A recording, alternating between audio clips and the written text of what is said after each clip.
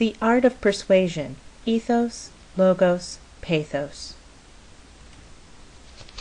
The Greek philosopher Aristotle wrote that the goal of argumentative writing is to persuade your audience that your ideas are valid, or that your ideas are more valid than someone else's.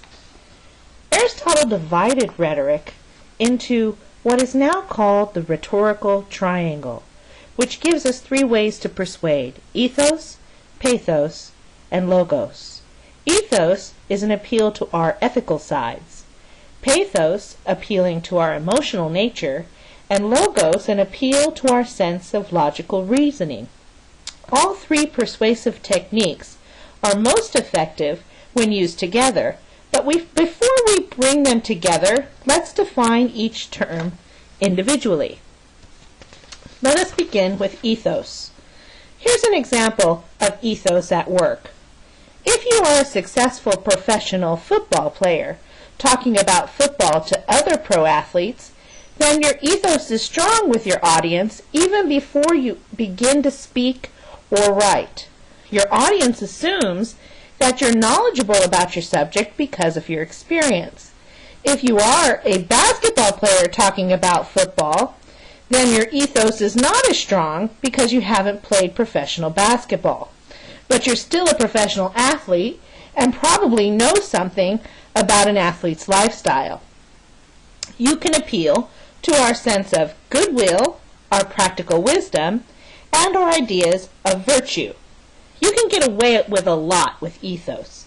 I'm reminded of that 1960s commercial on television. I'm not a doctor, but I play one on TV. We think that because he's an actor experienced as a doctor, he must have gleaned some kind of useful information that he can share with us. Now, let's define pathos. In pathos, the rhetor attempts to persuade by appealing to a variety of emotional human tendencies. Often, this is almost like a last resort. When all else fails, the writer must make us feel something. In other words, the heart has reasons that the mind knows not of. So, don't think about it for too long, just try to feel it. Some of the standard ways to recognize pathos are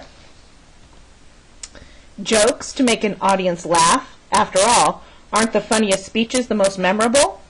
Scorn to make an audience mock a stupidity.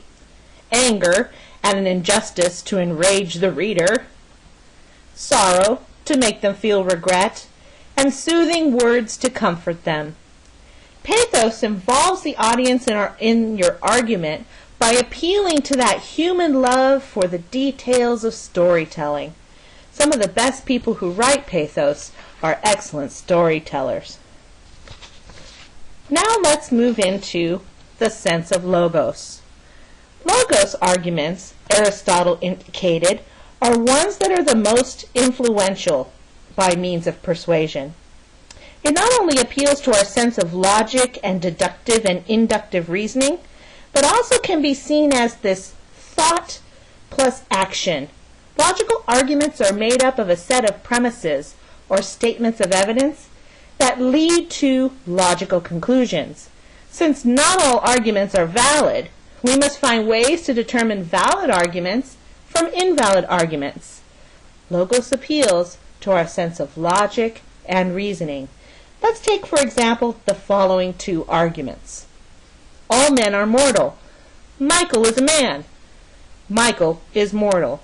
This is a valid argument. Versus, cats are mortal. Michael is mortal. Michael is a cat. This is invalid. Now let's put them all together, because ethos, logos, and pathos work best when the rhetor attempts to use them all together in their reasoning process.